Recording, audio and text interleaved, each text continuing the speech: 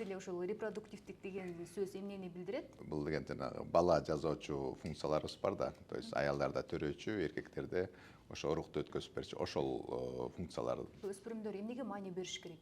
Мындай ар бир органды, ар бир сөздү түз айтыш керек да. Уят эмес, запретный эмес.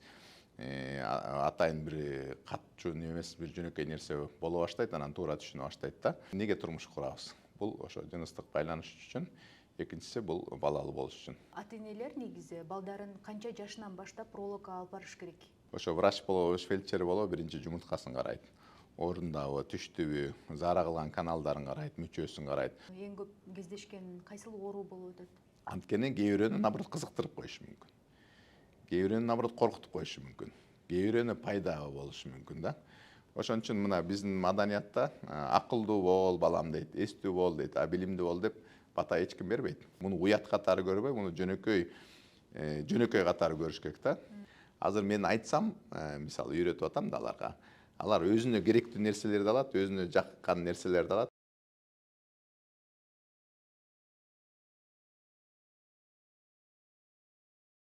Саламатсызбы көрүүчү, бүгүнкү маегибиз ата-эне жана өспүрүмдөр үчүн маанилүү темага арналат.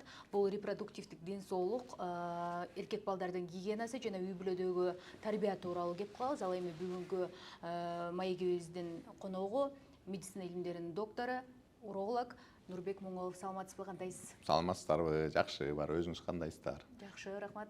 Мен кандидатымын да, илим доктор эмесмин, эми кандидат. Кечиресиз. Анда Бирок болот, жакшы, жакшы, жакында болом. Негизи эле ушул репродуктивдик деген сөз эмнени билдирет? Мындай жалпак тил менен айтканда, ага өспүрүмдөр кандай кам көрүшү керек? Репродуктив деген сөз бул деген жанагы бала жазуучу функцияларыбыз бар да. То есть аялдарда төрөөчү, эркектерде ошо урукту өткөзүп берчү. Ошол функцияларды ошо репродуктивдүү деп латын тилинен келген, ошону айтып коебуз. Анан бирок ал жакта жыныс функция деген дагы бар да. Бири-бири менен мамиле түзүү, жыныстык мамилелерди дагы ал өзүнчө кылып киргизип койсок болот да. Ошо өспүрүмгө кайсынысы маанилүүрөөк, аны дагы мындай ойлонуп түшүндүрүшүбүз керек да балдаргачы. Өспүрүм курактан башталып атпайбы? Бүгүнкү темабыз дагы ошого арналат. Анан ошо өспүрүмдөр эмнеге маани бериш керек?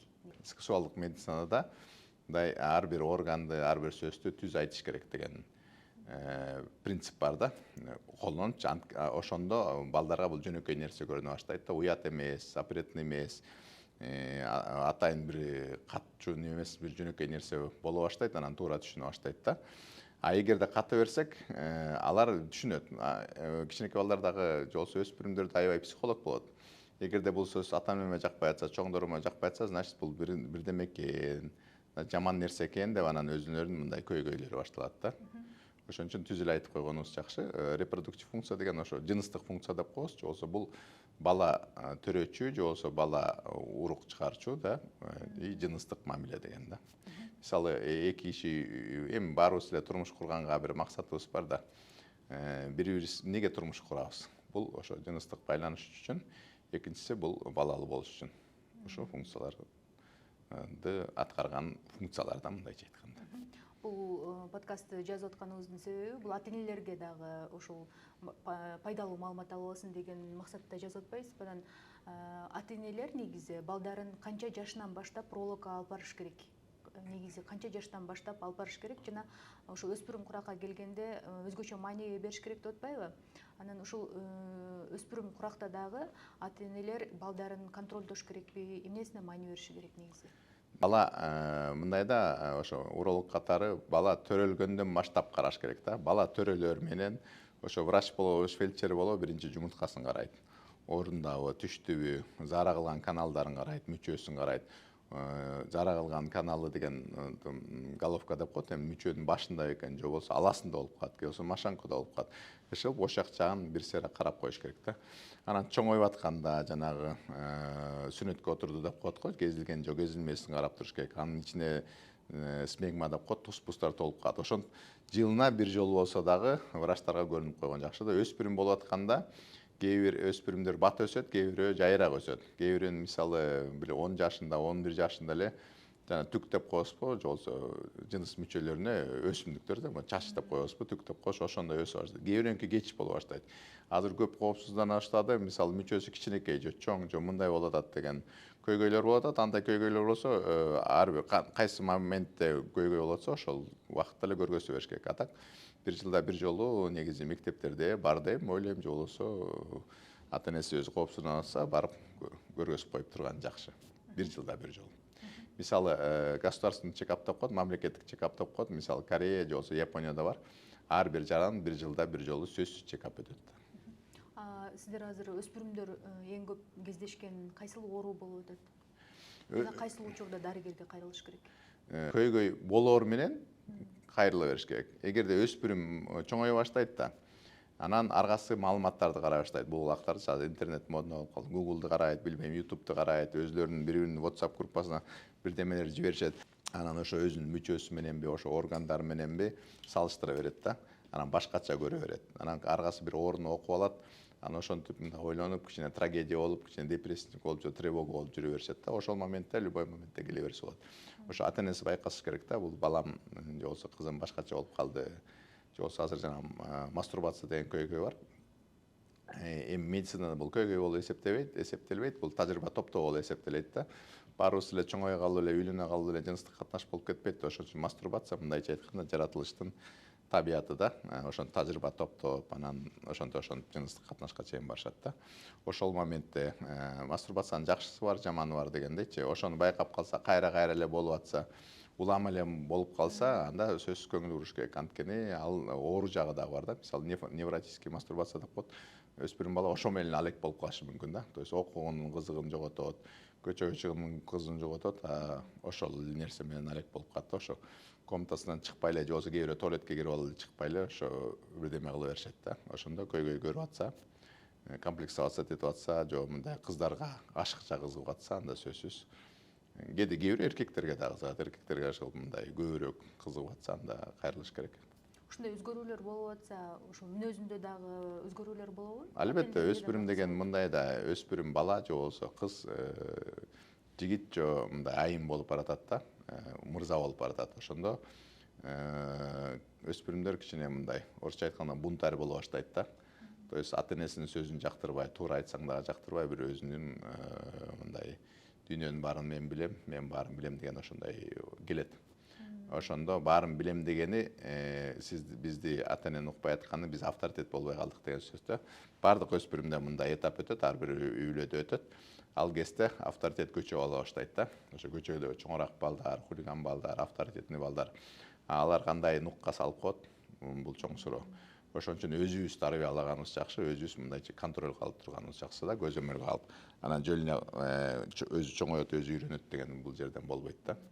Ошондо карап, мисалы өзү ар бир ата эненин эле билими жетпеши мүмкүн. Тажрыйбасы чын балам менен кантип сүйлөшөм деген жок да, эми баарыбыз ким үйрөттүр. Анда ошо мектептерге кайрылып, же болбосо ошо специалисттерге кайрылып, ошо жөнүндө сүйлөшүп алыш керек. Негизи билим берүү системада бар болсо жакшы болмок.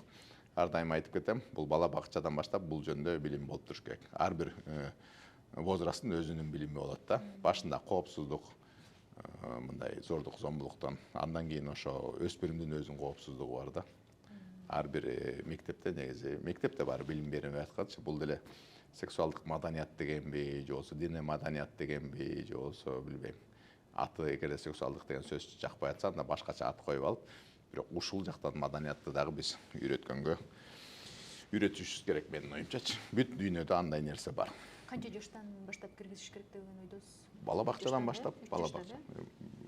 Эптеп аң сезими кирип калат го, аң сезим ошо 3 жаш тегереге да, жана бала бакчага барганда сенин ич көйнөк деген мындай принцип бар.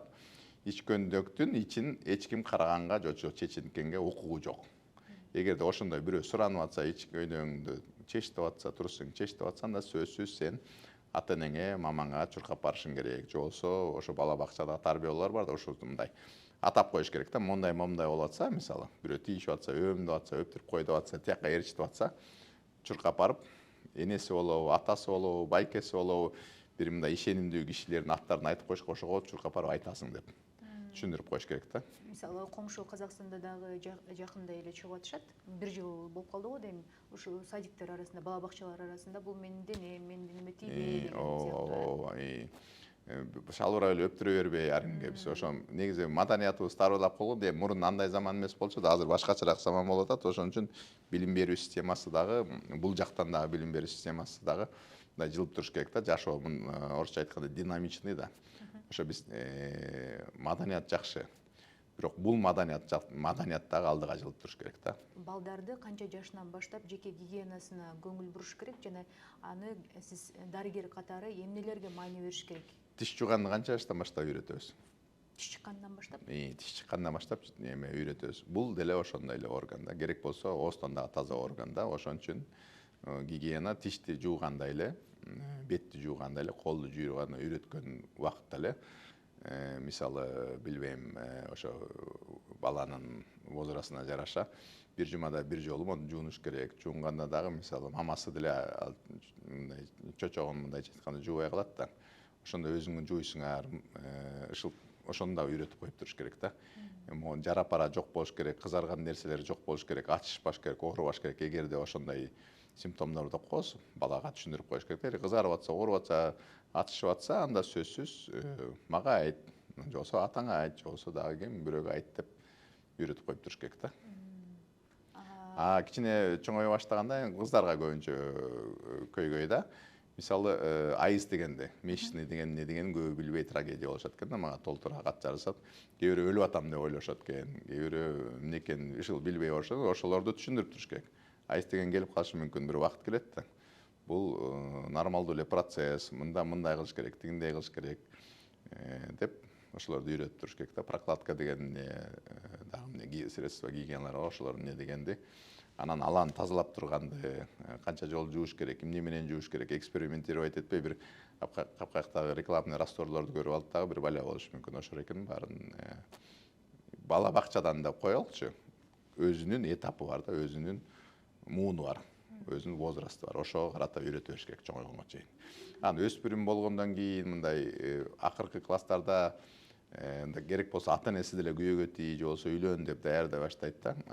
Ошондо дагы үйрөтүш керек. Күйөөнү кантип тандаш керек дегенчи. Мисалы психопаттар бар, социопаттар бар. Ошолорду тааныганды, камкор эркек кандай болот? Эркек деген эркектин вообще жоопкерчилиги эмне деп эркектерге азыр мына закондор өзгөрүп атат. Жөн эле тийишип койгон үчүн 1-5 жыл түрмөгө түшүшү мүмкүн да. Мисалы айымга жакпай калса, мисалы сизге тийишип менен атыңызды сурап, же дагы бирдеме кылып коюп, эгер жакпай калып заявление жазып койсоңуз, азыр закондор өзгөрүп атат. Түрмөгө түшүп калышыңар мүмкүн. Түрмөгө түшкөндөн кийин бүт келечегиңер кичинеден сына берет деп ошондой нерселерди үйрөтүп коюш керек да. Анан ошо сексуалдык билимде же жыныстык билимде 2 метод бар да. Бул коркутуу, анан экинчиси түшүндүрүү да. Түшүндүрүү метод билбейм, Кыргызстанга кире алабы, кирбейби, бул деген жана өнүккөн өлкөлөрдө түшүндүрөт да. Вообще секс деген эмне, жыныстык катнаш деген эмне, жанагы ориентация деп коебузго, ошолор деген эмне, анын баары норма же норма эмес деп баарын үйрөтүшөт да. Бул үйрөтмө менен, анан кайсынысы жакшы, кайсынысы жаман деп ошону үйрөтөт да. Анан мунусу жакшы, мунусу жаман, мындай да көйгөй болуш керек деп жакшы анан жаман жагын көргөзөт да. Бизде, ошо биздин өлкөлөрдө мындайча айтканда коом өнүкпөй аткан, же маданият өнүкпөй аткан өлкөлөрдө, эми өнүгүп атабыз, эми маданият деп коелукчу. Коркутуу жолда, мисалы жыныстык катнашка эрте барсаң, жана жаман балия оорулар болушу мүмкүн, же болбосо күнөө, же болбосо күйөө эч ким албай коет, же болбосо ошондой коркутуп тарбиялайбыз да. Ошону дагы ошо силер ошо билим берүү система, саламаттык сактоо министрлиги жагынан ошо эксперттер болуп, ушул биз тандап алышыбыз керек. Жөн эле примерно сүйлөшүп жүрө берсек, биз өмүр бою примерно сүйлөшүп жүрө беребиз да. Ошол кандайдыр методикалар болуш керек, детский психологдор менен кайсы возрастта кайсы темада сүйлөшөбүз. Мен ар дайым эмес, эми кээде чакырып турушат мектептерге, анан мен ар дайым корком да. Эмне жөнүндө айтып берем депчи. Анткени кээ бирөөнү наоборот кызыктырып коюшу мүмкүн. Кээ бирөөнү наоборот коркутуп коюшу мүмкүн. Кээ бирөөнү пайдабы болушу мүмкүн да. Ошон үчүн ошо детский психологдор менен момундай эми возрастка таянабыз да. Бирок кээ бирөө 8 класста эле мисалы аябай бышып алган болот да. Кээ бирөө 8 класста кичинекей эле бала да, ошону тандап бөлүп ушул бул методикалар болуш керек. Детский психологдор менен момундай возрастта, эми возраст менен бөлсөк момундай гана билим беребиз, мындай возрастта момундай гана билим беребиз. Акыркы класста мисалы мындай деген билим беребиз депчи. Мисалы мамиле түзүүнү деле бизде билим жок да. Мисалы күйөөгө кандай кишиге тийиш керек дегенди ким үйрөттү эле? Эч ким үйрөткөн эмес, анан ошон үчүн трагедия болду эле. Мисалы 50%-тан ашык разводдор да. Кимге тиерибизди билбейбиз, тийгенден кийин бул мындай эмес экен, же болбосо кимди аларыбызды билбейбиз. Же болбосо алып алса эле жашоо жакшы болот деп ойлойбуз. Бул жумуш да, жоопкерчилик. Ошонун баарын мындай мектеп кезинде берип койгон жакшы. Анткени биз ошо биздин мээбизди, мисалы экөөбүздүн мээбизди биз мектептеги балдар менен салыштыра беребиз. Биздин мээбиз эки башка. Мен деп коеюнчу, сиз жаш эле кыз катып калганбыз да. Жаңы нерсе кирсе эле биз түртө беребиз да. Мындай кичине текебер боло беребиз да. Болмок беле мындай жакшы, биздики убакыт жакшы болчу, же болбосо илгери жакшы болчу деп тырышып жатып алабыз. Ошон үчүн биз салыштыра баш керек. Кичинекей балдардыкы нейропластичность деп коет да. Мээси аябай момундай. Мындайча айтканда пластилин да. Эмнени киргизсең, бала ошол болот да. Аларга запретный тема жок. Аларда жакшы же жаман жок. Аларга могу кандай үйрөтүп койсок, ошондой болот да.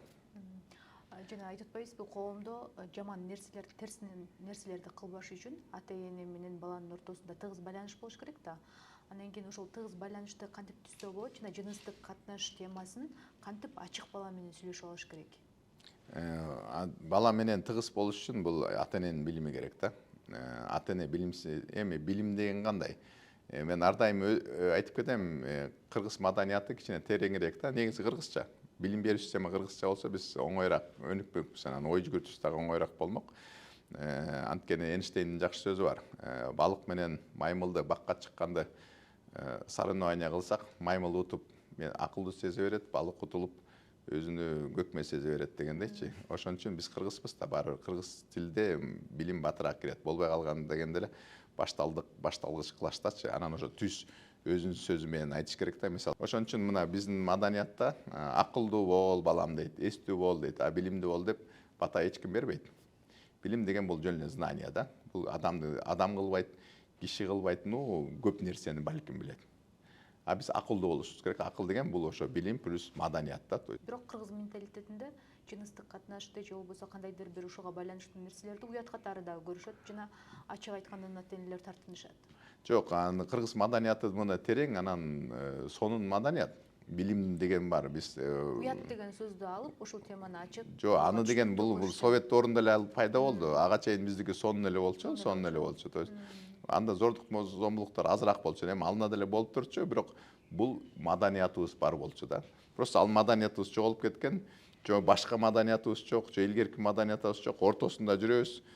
Жана мындай интеллигенцияны кырып салган да. Анан мындай билимсиздиктер ошо уят деп манипулировать этип өстүрө берген. Анан эмнеси уят да? Мисалы, бул уят нерсе менен алек болбосок, экөөбүз бул жерде отурбайт болчубуз туурабы? Тартып аткан жигит болмок болчу. Маяктагы студенттер эл көчө Бишкек, Кыргызстан жок болмок да.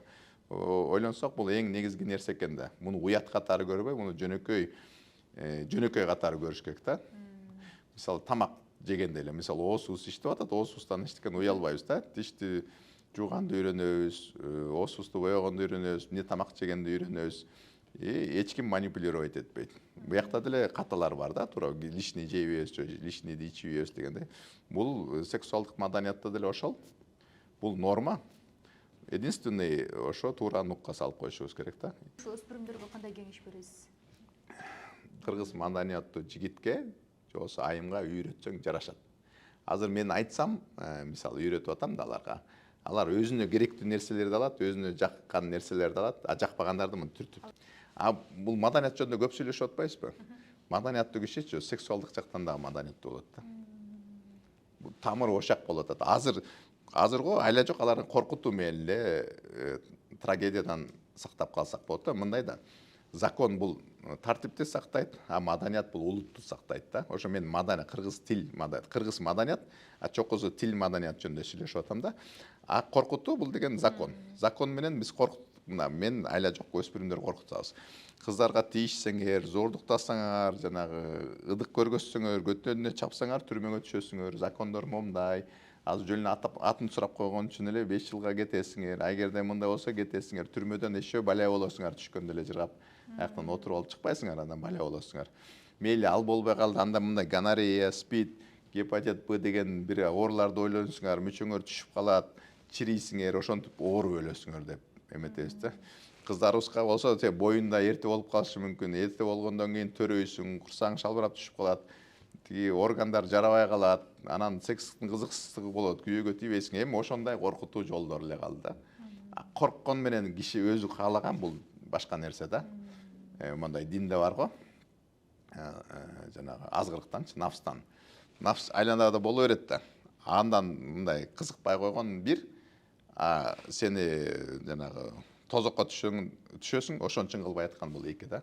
То есть түрмөгө түшкөндөн же бир наказание көргөндөн отказ кылган бир, өзүң эле маданияттуу болуп чок мага кереги жок деген бул эки да. Мисалы мен эми ал мындай детский психолог эмесмин да. Мен ошо жыныстык жакта берип атканда көп билим берүүгө көңүл бурмакмын да. Бул деген жакшы, ошондой кызыгуулар болушу мүмкүн, кыздарга кызыгасыңар, кыздар балдарга кызыгат. Бирок азыр ошо чоң жашооңорду эрте кечинен, сексологдор деле айтат, кечинен болгон жакшы депчи. Психологический зрелость болгондо, өзүңөр бышканда, же болбосо күйөөгө тийгениң, же болбосо аял алгандан кийин ал эң жакшы деп баардык жакшы же жаман нерселерин өтөт. Анткени баары бир болуп турат да. Ошон каждый пример кылып көргөзөт да. Анан кечинен жакшы, эгерде азыр бирок силер билимге эле көңүл бурула, колледжге өткүлө, университетке өткүлө, анткени азыр мамилени баштап алсаңар, мунун баары пландарыңардын баары өлөт, кыялыңардын баары өлөт. Бир жөнөкөй жумушту иштейсиңер, билимсиз жумушту иштейсиңер, жумуштан жумуш болуп, өзүңөр выживать этип жашап каласыңар деп, ошо сыяктуу бир баалуулуктарды көргөзүш керек да. А так билимдеринде бүт вариантты айтып бериш керек. Эрте үйлөнгөн деле болот. Же болбосо эрте баары бирөө бар болсо, бирөө баары эрте жыныстык катнашка барып атат. Бирок эмнелер болот? Мындай болсо эмнелер болот? Билим алып алгандан кийин эмне болот деп ошондой. Өзгөчө кыздарга көбүрөөк үйрөтүп койсо, эми кыздарга жоопкерчилик жүктөгөн жокпуз. Мисалы мен мындай мүмкүнчүлүк болсо, бийлик болсо дегендей, үй бүлөлүк билим же болбосо вообще билим албайын, аялдарга күйөөгө тийген запрещать этелем да. Дени сак, баалуулугу бийик, коомду тарбиялоо үчүн эмне дейт элеңиз? Эмнеге? Кыргыз маданият, бул маданияттын чокусунда бул тил турат. Кыргыз тилде билим берүү керек.